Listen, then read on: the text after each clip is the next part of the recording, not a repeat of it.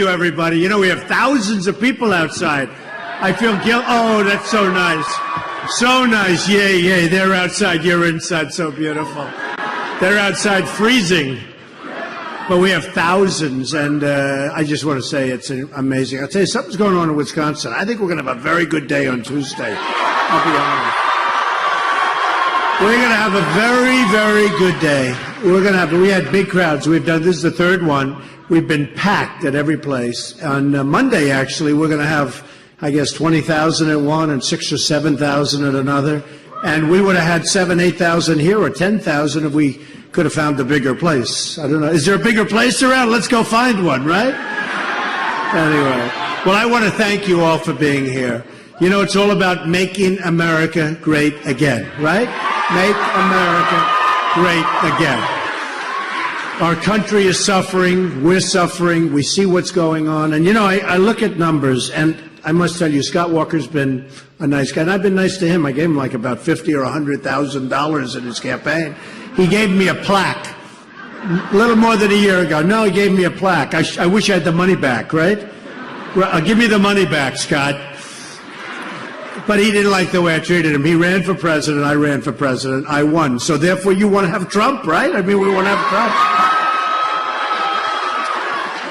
And, you know, the reason I won, to be honest with you, I was very nice to me. He was very nice to me. Then he had a fundraiser, and his fundraising person made a mistake. He said very nasty things about me.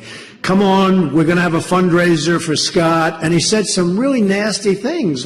So I called Scott because I always like to sort of watch to see what happens. And then I call and say, I'm sorry, Scott, that wasn't nice, what your guy did. And I started talking about the problems that they have in Wisconsin. Now, you know, I have a lot of friends in Wisconsin. It's an amazing place and a great place. But they have difficulties. I just wrote down 20% of the manufacturing jobs have left since the year 2000. People don't know this stuff. And, you know, when Scott came out, he was in first place.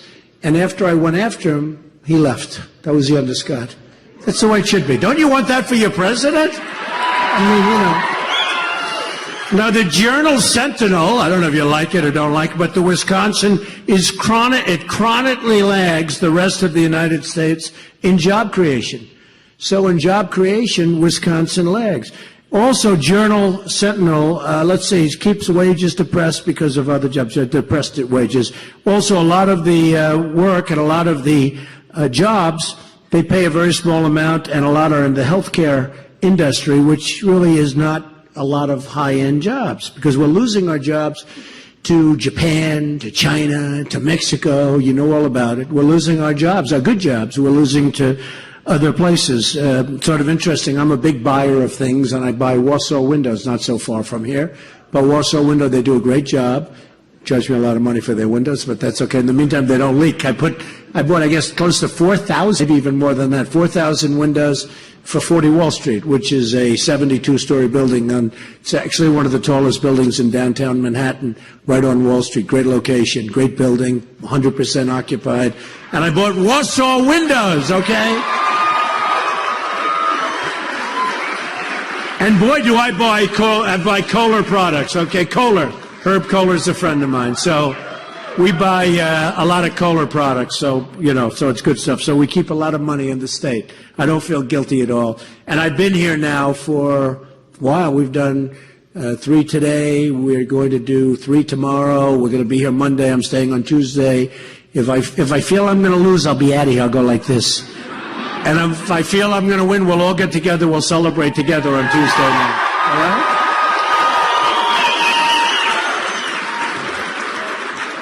In Wisconsin, household income has declined since the year 2000. It's not good.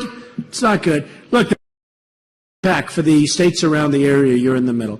So when Scott, you know, goes out and endorses Cruz, I understand that. Cruz will never bring you to greatness, let me tell you. He's a politician. He has money coming in through all sorts of different people that he thinks, you know, like on his financial disclosure form. He didn't disclose that he had $1 million in loans from Citibank and from Goldman Sachs. He hasn't disclosed it. He forgot to put it on. He said, I forgot. Lying Ted. Lying Ted. Lying Ted. What does he hold up high before he lies? The Bible. He holds the Bible high, He puts the Bible down and then he lies. Lying. No, he's a liar, I'll tell you. I've met a lot tougher than Ted, but I never met one that would lie as much. Not a good liar, though. He always gets caught.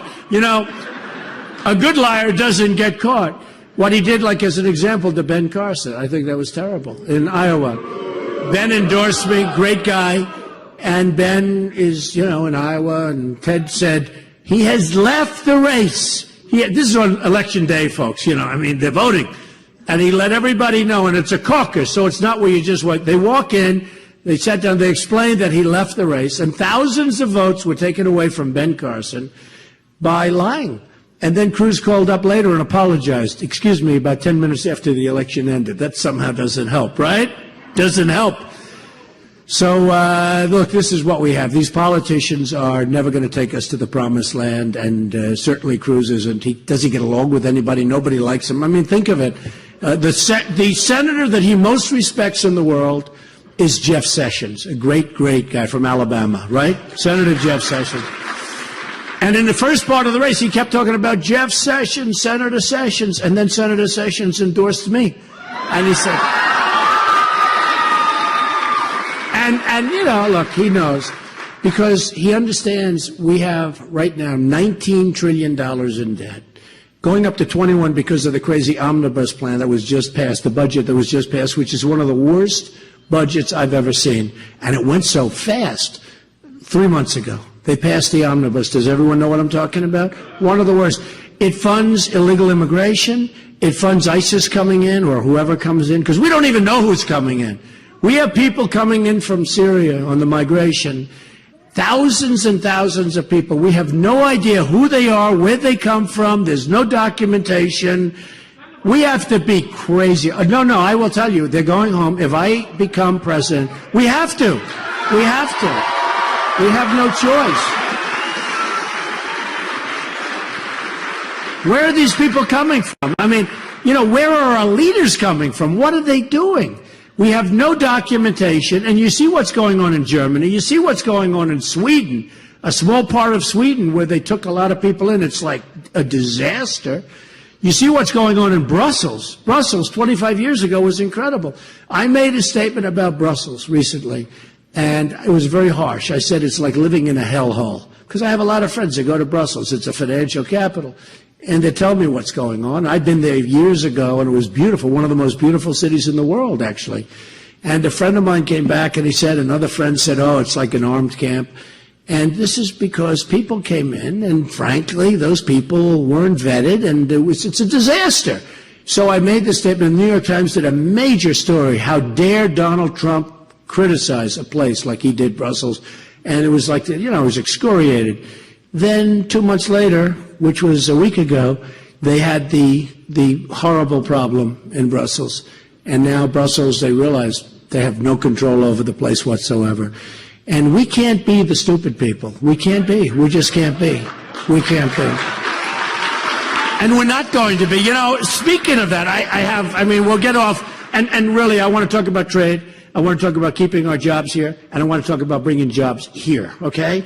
So that we can fill up lots of different places like this. I'm telling you, I want to talk about that, because that's really, but speaking of illegal immigration and Syria or wherever these people are coming from, and you know what, I have a big heart. I have as big a heart as anybody, a big, big heart. And we should build in Syria safe zones. We should do it. And we'll get the Gulf states to put up the money. I don't want to put up money anymore. We're putting up enough money. We don't have any money. This country has no money. And we'll talk about that in a minute. But I thought I'd tell you this. This was written by a fantastic guy and a rock and roller, actually, who did something. And it talks about illegal immigration. And just think about this. We don't know who's coming in. We don't know anything about. We know something bad is going to happen. Okay, something bad is going to happen. This is like, you know, the story of the Trojan horse, right?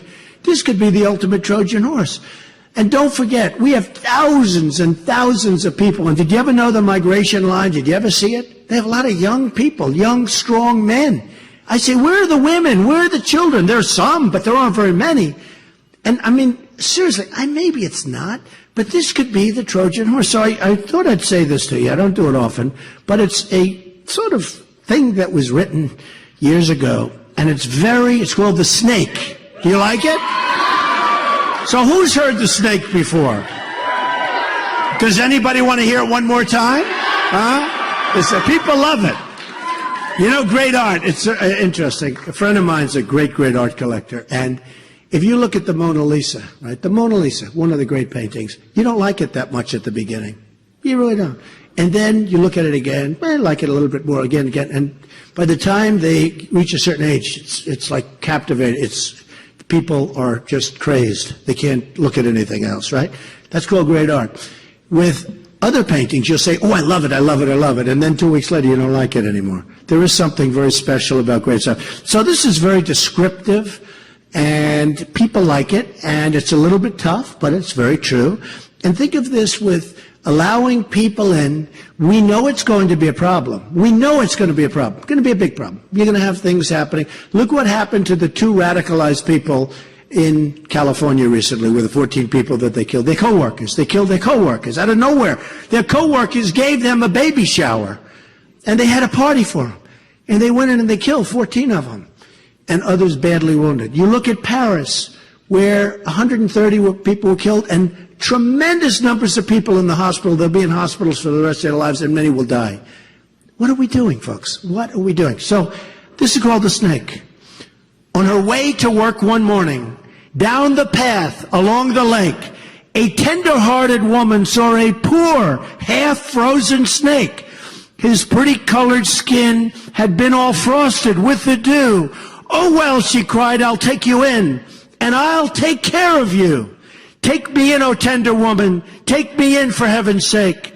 Take me in, O tender woman, sighed the broken snake. She wrapped him up all cozy in a curvature of silk, and then laid him by the fireside with honey and some milk. Now she hurried home from work that night.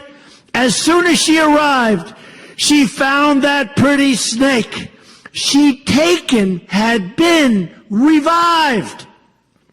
Take me in, O tender woman. Take me in, for heaven's sake. Take me in, O tender woman, sighed the broken snake. She then clutched him to her bosom. You're so beautiful, she cried. But if I hadn't brought you in by now, oh heavens, you just definitely would have died. Now she stroked his pretty skin, and then she kissed him and held him tight. But instead of saying thank you, that snake gave her a vicious bite. Take me in, O tender woman.